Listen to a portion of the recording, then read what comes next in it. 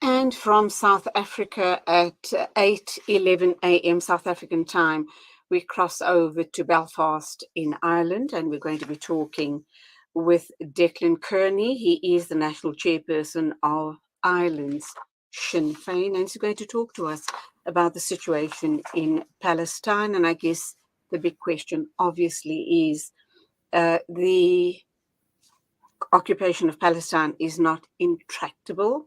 The way forward is obvious, says Declan Kearney. And I kind of wonder what sort of parallels does he make regarding the situation in Ireland way back between Northern Ireland and Southern Ireland.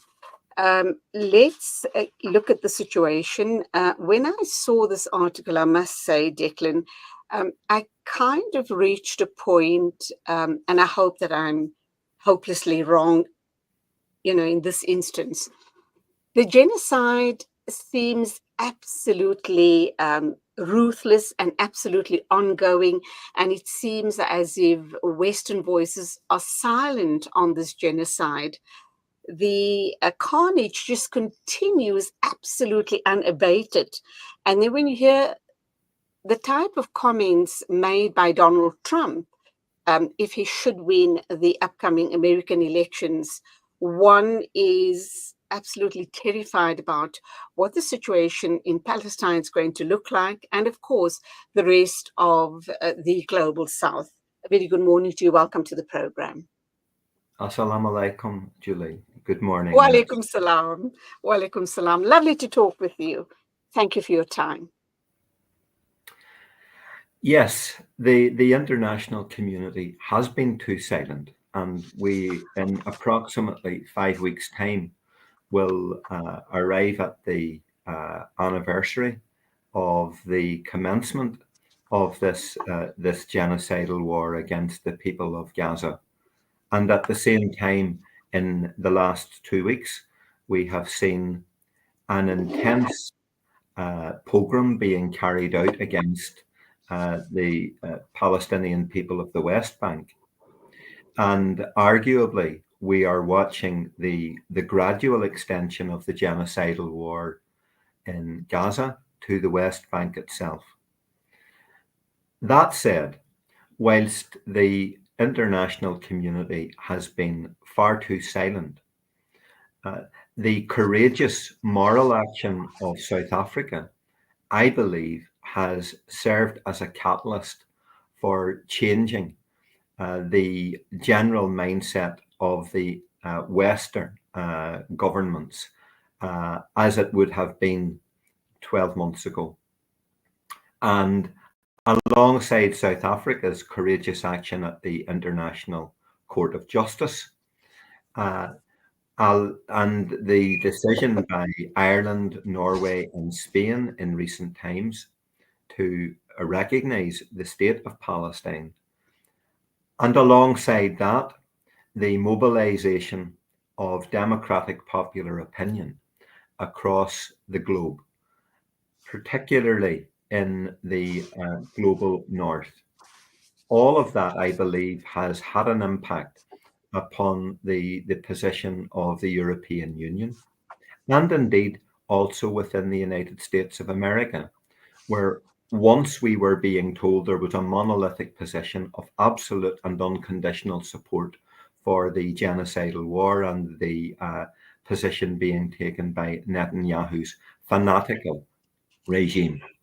That's beginning to change.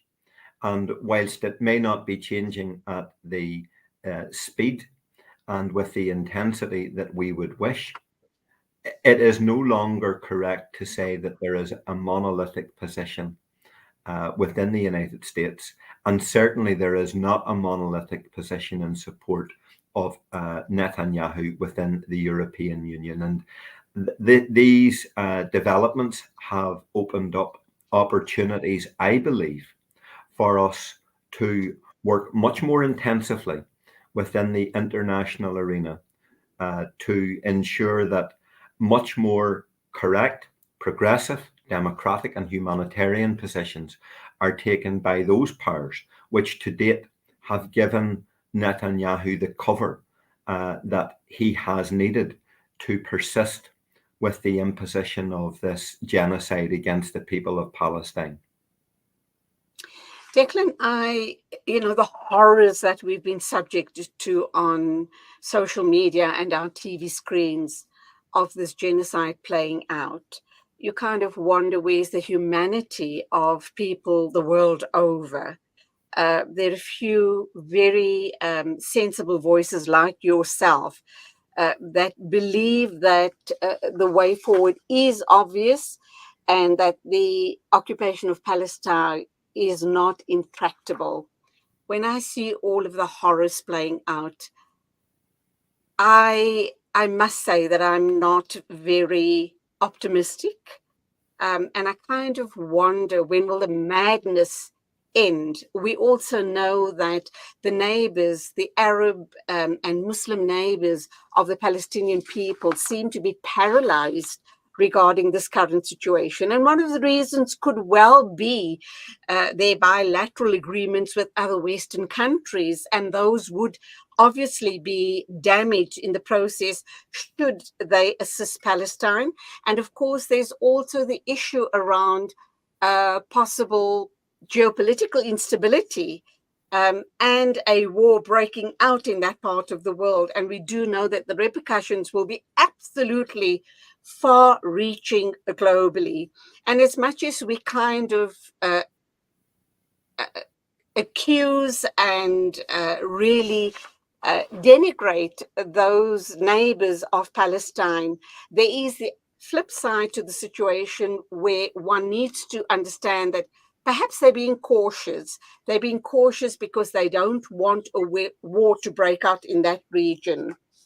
Having said that, and your opening statement, the occupation of Palestine is not intractable, how do we marry the two?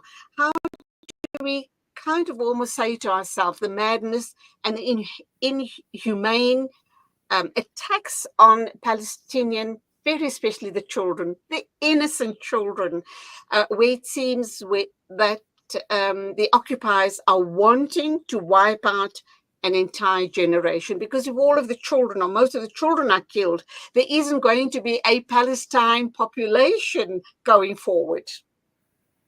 Yes, evidently, the genocide is being driven by a strategy of ethnic cleansing.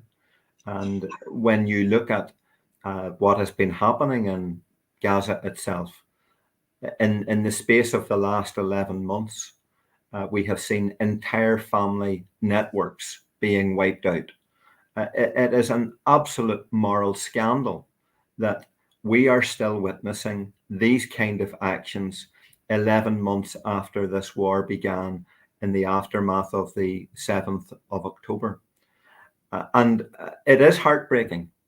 And at times when you look at this abyss, it can seem difficult to know what way can all of this be brought to an end. There is only one correct moral and political stance to adopt, and that is to demand unconditionally a permanent end to this war, an immediate and permanent ceasefire with a complete withdrawal of all Israeli forces from both Gaza and the West Bank. And we must work together internationally. Those progressives across the global north and the global south must work together to apply the pressure to ensure that there is a permanent ceasefire achieved, that the required reconstruction aid and humanitarian assistance is immediately brought into Gaza, and that we ensure that a talks table, a talks horizon is brought about to ensure that the issues which require to be resolved to guarantee the people of Palestine their national sovereignty, their national self-determination, the establishment of a viable Palestinian state are secured. Because until such times as that is achieved, there will be no peace and no security for the people of Israel. I think that is an objective reality. But I do not subscribe to the impossibilist narrative that all of this is so intractable that no interventions can be made. We have seen developments in the course of the last 11 months. As I said earlier, it is not enough and it has not come with the speed that is necessary. But we have proved in the past that even in the face of such intractable conflict, it is possible to achieve better things. And this was the case in South Africa. I remember very well as a young person hearing the narrative that there was no prospect of the barbarism of apartheid in South Africa being brought to an end. I remember very well in our own situation in Ireland that being told that it would be impossible to see the political changes and transformation that have been achieved today in Ireland being brought about in the midst of the war that we lived through, which commenced in the aftermath of 1969 and raged right through until we successfully established our peace settlement with the signing of the Good Friday Agreement in 1998. So there are global examples where we can point to where the dominant narrative will suggest that no change is possible, that the impasse cannot be broken, that political conditions are so intractable that there is no prospect of hope. And when we look at the international examples, then I think we have to take hope and we've to learn the lessons of South Africa and learn the lessons of Ireland and ensure that they are applied to the situation in Palestine today. So, Declan, let me ask you the two other important questions. I'd like your views on it. I spoke with Yvonne Ridley last week. She obviously is a journalist.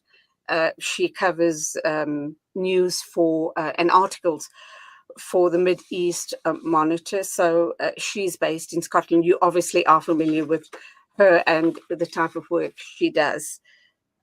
We spoke about you mentioned humanitarian aid, which needs to resume to the people of Gaza and I guess the West Bank as well. But for me, what I find very ironical and very cynical about this whole situation, where Israel has gone in, or the World Health Organization has been given the green light by Israel to vaccinate the Palestinian children against polio. They refuse to allow humanitarian aid to go into the country, which is much needed, and other basic necessities for the betterment of those children and people in Palestine, and yet they go ahead with polio vaccines. What's that all about? There are also the conspiracy theorists who believe that those are not polio vaccines. Those are vaccines to perhaps wipe out the entire Palestinian population. Yes, I have heard of these theories, but my deep fear when we witnessed the first examples of the outbreak of polio was that, in fact, it was going to become a component of the overall onslaught against the Palestinian people. And my fear was that we would see the weaponization of polio against the people of Gaza. The fact is that vaccinations are taking place. And I think we have to see that as an opening, as a chink in relation to the ability to create short-term cessations of hostilities in designated areas in order to allow the children to be vaccinated and to receive that medical care. So that is a chink of light. It makes the case, it demonstrates the absolute imperative that medical and humanitarian aid must be urgently delivered within Gaza. And if we are seeing this happen in relation to the spread of polio, to prevent a polio pandemic taking place, then I think we've to make the argument strongly and robustly that the same must apply also to other forms of medical aid and also to access to clean water, proper food, nutrition, and other forms of social and economic support that are so badly needed by the people of Gaza, to allow them to simply subsist at this time. So in my view, we need to take the example of what is happening now with polio and to double down on the argument and make the case very clearly that this must now happen in relation to other forms of medical support and aid at this time. In my opening statement, I spoke about the Muslim and Arab neighbors of Palestine seemingly paralyzed in the current situation, but I also justified the reasons why they supposedly don't want to get involved and dragged into the scenario here, suggesting perhaps it would prevent a war in that region, and then obviously there'd be a ripple effect globally. What do you make of that comment? For as long as the question of Palestine remains unresolved, I believe that there will be a permanent instability within the Middle East region. And in many respects, resolution to the question of Palestine, the achievement of Palestinian national democracy, self-determination, and national sovereignty is a critical building block to ensure that there is political stability within the Middle East and between the Middle East and neighboring areas, and with regard to geopolitical relations with the global north. Palestine is the greatest and most existential moral challenge of our times. We owe it to our Palestinian sisters and brothers to ensure that this issue is democratically resolved finally and permanently. And I believe that it is in the interest of the neighboring Arab nations and in the interest of the global south that this is achieved in political and geopolitical terms. Do you believe they should get involved? Do you believe they should be supporting Palestine, not merely by having talk shops, but perhaps supporting the Palestinians by Absolutely.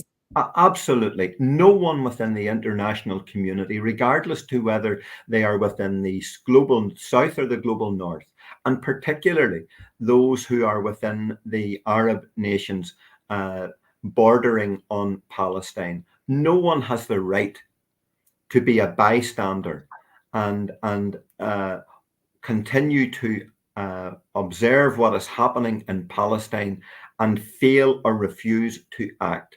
This is a moral imperative that is shared by the international community, and central to that must be the actions and the decisions of the Arab nations. It will be an indictment on us all unless we step forward and speak with one voice and act in unison in the interest of the Palestinian people. There is no longer any justification for anyone to find an excuse not to intervene and not to act. But what is really important, Julie, is that as we seek to mobilize in concert the progressive international community on the basis of the national democratic rights and the humanitarian needs of the Palestinian people, what is absolutely essential at all times is that the national democratic and the human rights interests of the Palestinian people have primacy. That must be paramount. No regional or international interest should trump the rights of the Palestinian people or in any way detract or distract from what needs to happen to ensure that we work together and finally deliver peace and democracy for the people of Palestine. An Turkish American citizen was killed over the weekend, and Turkey's Erdogan obviously has issued very strong statements regarding this person. Obviously, it's a Turkish national, Turkish American, and they are not happy that this person, their citizen, was killed. And I'm kind of wondering, he's voicing his distress, his concern about this one person. And of course, every life is valuable. And, every life lost, regardless of color, creed, or nationality, is a life lost. And it does impact on all of humanity. And now these governments are voicing their opinions and their distress regarding this situation, forgetting that almost 50,000 Palestinian people have been killed thus far.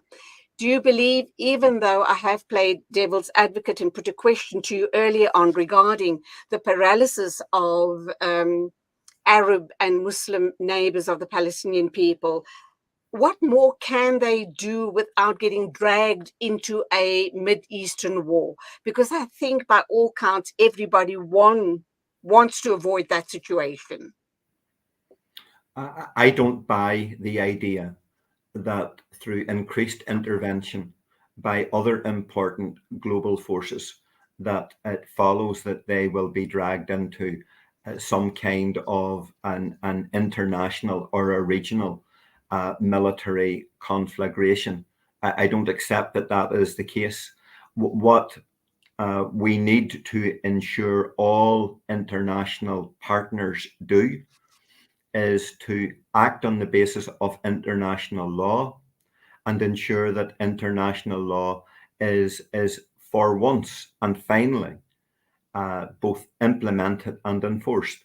And unless and until Netanyahu's regime, his administration, steps back and commits to a permanent ceasefire in Gaza and withdraws their forces from Gaza and the West Bank, and by extension, begins the process of dismantling settler expansion in the West Bank and the evacuation of the settlements right throughout the occupied territories, then we must begin the process of complete isolation of the Israeli state. All of the regional actors and the global north can begin to apply comprehensive economic and political sanctions against the Israeli state. So those states who continue to fund and arm the Israeli war machine must end that position. They must join with the rest of us in ensuring that pressure is applied to Israel like never before to get it to stop this genocidal war. And if it refuses to do so, then there must be an international consensus built that the price to be paid by Netanyahu for continuing to block the achievement of a permanent ceasefire must be the isolation of his government. And that can only come about through the imposition of comprehensive economic and political sanctions, arms embargoes, and a complete end to the arming and the funding of the Israeli murder machine in Gaza. My final statement, and then you can respond. There's so much more I'd like to speak to you about this morning, but of course we are running out of time. You talk about an arms embargo. We do know that it's going to hurt the armaments industry. Lots of the global north, or certain countries in the global north, are dependent on this industry to create jobs for their citizens. Where to from there, or where to from here then, if there's an arms embargo? You talk about Netanyahu stepping back. What we're also hearing is that if he steps down, the right wing, like Smotrich and party, will come into power. And from what we're hearing, they are even more right wing than Netanyahu. And it almost seems as if the Palestinians will be doomed should those forces come into power in Israel. Allow me to say two things. First of all, regardless to the nature of the global arms industry, not one cent, not $1, not £1 should be derived as profit on the backs of the misery and the terror which is being inflicted upon the Palestinian people. The notion that the arms industry must continue in order to maintain the economic viability of Western states, and for that to be carried out as a direct result of the genocidal war in Gaza is an outrageous notion, which I believe every right-minded person, global north and global south, must absolutely reject unconditionally. In relation to the broader situation that we now face into, I believe that there is a way forward, and the significance of the last fortnight is that we have seen this day week a general strike in Israel. We have seen hundreds of thousands of Israeli citizens mobilizing and marching. I think that we are now seeing not only an anti-war movement develop within Israel, calling for the release of the Israeli captives and an end to this war, but I also think that that has converged with an anti-Netanyahu movement within Israel at this time. The two have come together. So we are arguably moving through a watershed moment within Israeli society. And it is not possible for Israel to maintain its barbaric occupation in Palestine without there being consequences within Israeli society, because as I mentioned earlier, just as the global north can no longer be seen in monolithic terms with regard to how it views Palestine, I don't believe that there is a monolithic position within Israel in relation to its relationship to Palestine or future Israeli-Palestinian relations. And a cancer has begun to form within Israeli society, which is now opening up contradictions and divisions in relation to the impossibility of continuing to maintain this outrageous war and this outrageous occupation. It's not possible to remain as a democratic state and conduct this type of barbarity against the people of Palestine. Where does all of this go? It is very difficult at this point in time to assess. But what is absolutely clear is that the cohesion and the nature of Israeli society today is much different from the nature and cohesion within Israeli society 12, 14, 15 months ago. So, yes, Netanyahu is clearly approaching this war on the basis of electoral and political and personal self-interest. But I believe that contradiction is increasingly becoming exposed. And just as I am arguing that the global north must stand up and take the correct moral position and act robustly with the imposition of economic and political sanctions on humanitarian and political grounds, so too must the pragmatists and the realists within Israeli society recognize that until such times as the occupation of Palestine ends, there is no prospect, there is no possibility. I think this is an objective reality that many commentators would accept.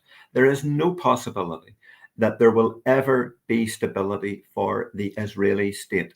There will be no security for the Israeli state for as long as this occupation and this war continues. So the solution and the basis to my argument that the impossibilist narrative does not hold water, that this conflict is intractable, rests in global international action, and for those within Israel who recognize the need to make permanent peace with the Palestinian people, to rise up and challenge those within Israeli society who are plunging Israeli society into a future abyss. Declan, that's all we have time for. Thank you indeed for your insights. I really enjoyed talking with you. I walk away with a bit of hope this morning. God bless. Go well. Shukran. It is exactly 8:42. News and views moving along. Our next guest is standing by, and I do apologize that you, Juwairia Patel, will be with you in literally a minute's time. Thank you indeed for your patience.